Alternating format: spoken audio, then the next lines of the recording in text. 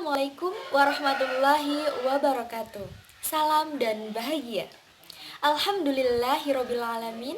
Wabihi nasta'inu ala umuri dunia wadin. Wassalatu wassalamu ala asrafil anbiya'i wal mursalin, ala sayyidina Muhammadin wa ala alihi wa ashabihi ajmain. Amma ba'du.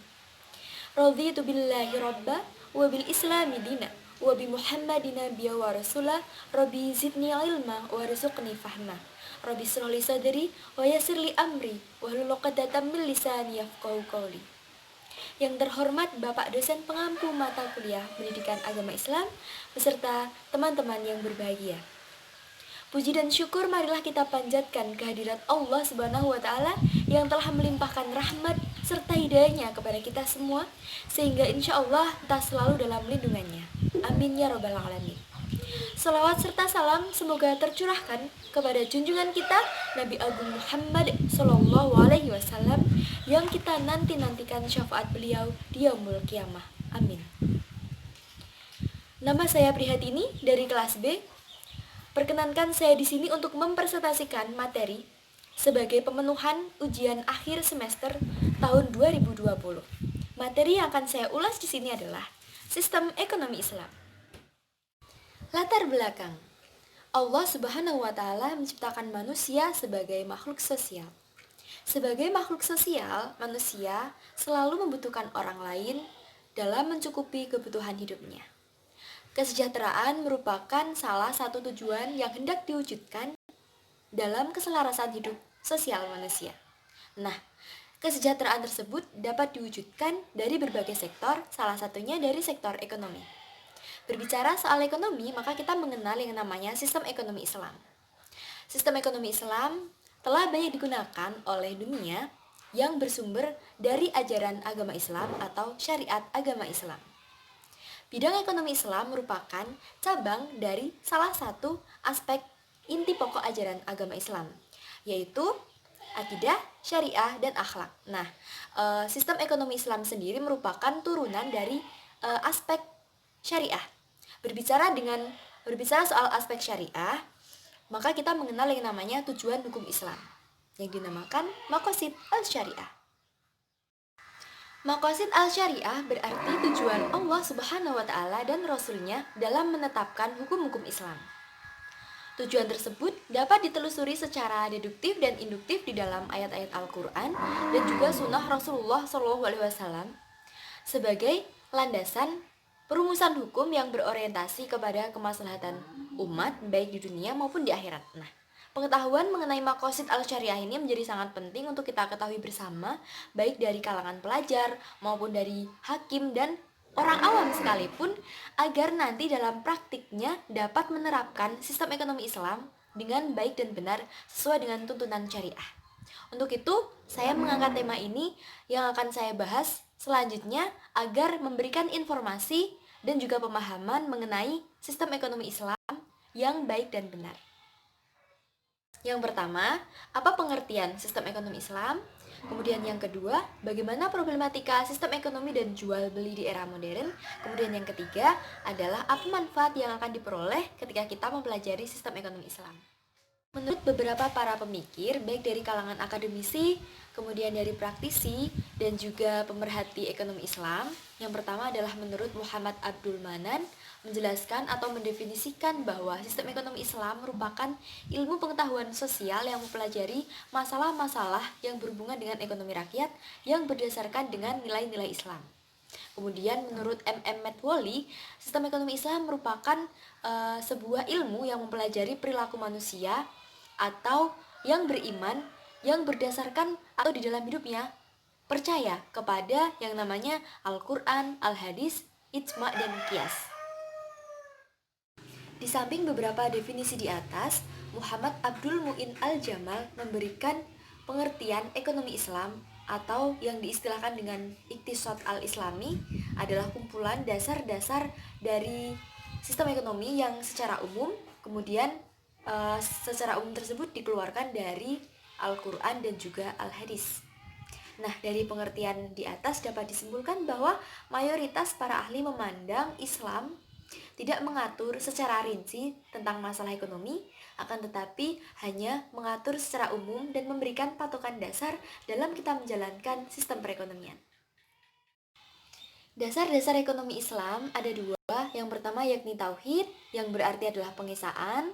Nah, penerapannya yakni dalam sistem perekonomian yang dilaksanakan atau mungkin di dalam sistem jual beli dan sebagainya, tidak boleh yang namanya melanggar ketentuan atau syariat. Nah, yang kedua adalah keadilan. Keadilan di sini berarti adalah menyamakan atau menjadikan manusia itu sebagai subjek yang mempunyai hak yang sama. Nah, di dalam Al-Qur'an telah dijelaskan atau difirmankan oleh Allah Subhanahu wa taala dalam Quran surat Al-A'raf ayat 29, perintah untuk berbuat adil. A'udzu billahi minasy syaithanir rajim. Qul amara rabbi bil qist wa aqimu wujuhakum inda kulli masjidin wad'u mukhlisina lahuddin kama bada'akum ta'udun.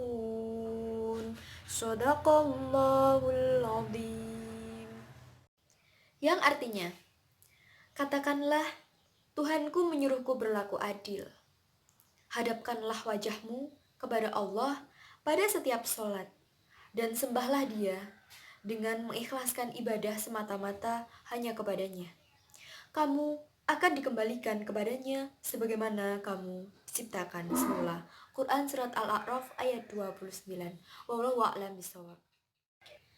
Penerapan nilai-nilai keadilan ini bisa dilaksanakan dengan saling menghargai satu sama lain, kemudian tidak berbuat sesuatu yang merugikan pihak lain. Nah, dalam hal ini, profit atau keuntungan dalam jual beli maupun dalam sistem ekonomi memang boleh saja untuk didapatkan atau diusahakan, akan tetapi dengan prinsip tidak melanggar syariat dan tidak merugikan pihak lain.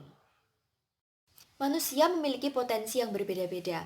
Oleh karena itu, menyebabkan adanya perbedaan ekonomi. Nah, akan tetapi Islam di sini tidak mengajarkan atau tidak menekankan kepada perbedaannya, akan tetapi lebih kepada bagaimana memberikan kesempatan dan juga pemerataan yang sama bagi seluruh umat.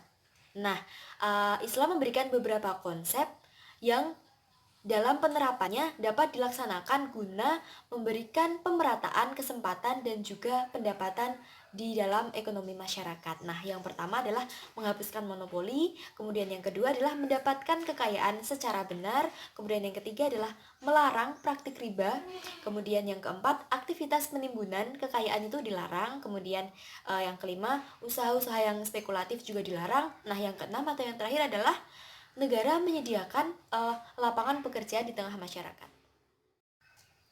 Kemudian rumusan masalah yang kedua adalah problematika sistem ekonomi dan juga jual beli di era modern. Nah, pada era sekarang ini banyak sekali yang sudah mengetahui tentang sistem ekonomi Islam, akan tetapi untuk eksistensinya sendiri masih kalah dengan sistem ekonomi lain seperti sosialis dan kapitalis.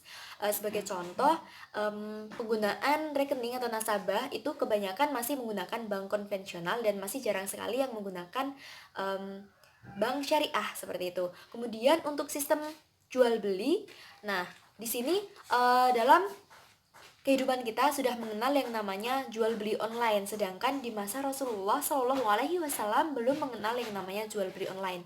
Hal ini mengindikasikan bahwa adanya perubahan pola pikir yang lebih maju seperti itu. Kemudian problematika yang biasanya terjadi adalah penipuan. Dalam hal ini baik berupa barang maupun jasa, baik penipuan yang mengatasnamakan agama dan lain sebagainya, atau bahkan mungkin ada brand ataupun merek yang mengatasnamakan agama hanya untuk mencari keuntungan pribadi atau keuntungannya sendiri seperti itu. Jadi perlu adanya sinergitas kita bersama dari umat Islam, dari para praktisi, pemerhati ekonomi Islam untuk bersama-sama meluruskan hal ini agar problematika tersebut tidak terulang kembali dan dapat diperbaiki ke depannya. Nah, untuk itulah perlunya adanya pemahaman tentang sistem ekonomi Islam atau iktisad al-islami tersebut agar di dalam penerapannya dapat berjalan dengan baik dan seluruh masyarakat baik umat Islam maupun umat lain dapat memandang ataupun menoleh kepada sistem ekonomi Islam yang tentunya